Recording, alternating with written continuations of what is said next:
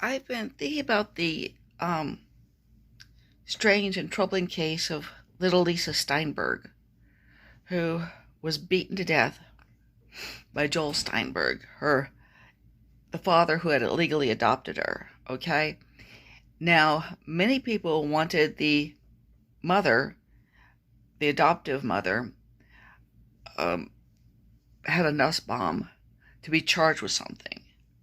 Among one of the most outspoken was radical feminist Susan Brownmiller. She believed that, and a lot of people also believe this, as when when Hedda Nussbaum took on the responsibility of being a mother, she took on the responsibility of protecting that child.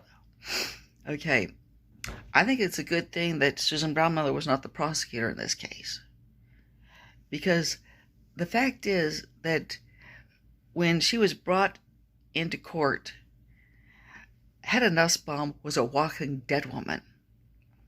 She couldn't stop crying, not because the circumstances were emotionally moving, but her tear ducts had been permanently damaged by a beating from Joel Steinberg.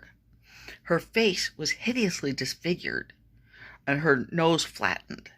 She had gangrene on one of her legs. Okay, the fact is, Hedda Nussbaum did not have what it took to protect herself.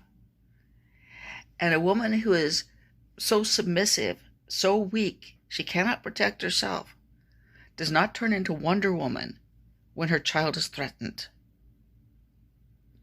Okay?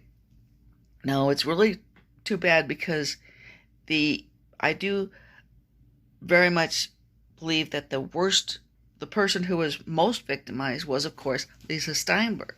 She lost her life when she was only a child.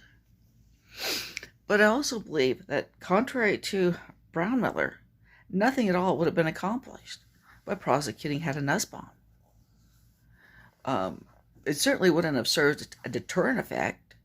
If there are women out there who are so weak or so terrified that they stay in a situation where they're being permanently damaged and disfigured, again, it's not going to act as a deterrent effect, so they're suddenly going to turn normal and competent because their children are threatened.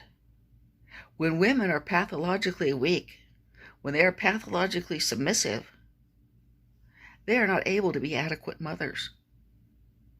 Now, the simple fact is that, that happened with Hedda Nussbaum, and it's happened with other women. It's a terrible thing. But to be a caregiver of a child, a mother, a father, it requires that you be able to think for yourself and that you be able to act responsibly. Hedda Nussbaum was not able to. Okay? And she didn't get away with anything. She was not prosecuted, but she got away with nothing. She will be disfigured the rest of her life. She will be disabled the rest of her life. But again, I do want to make the final point that my ultimate sympathies are with Lisa Steinberg. She lost her life, and that was a terrible, terrible thing. Hope you liked hearing that, and will subscribe to my channel.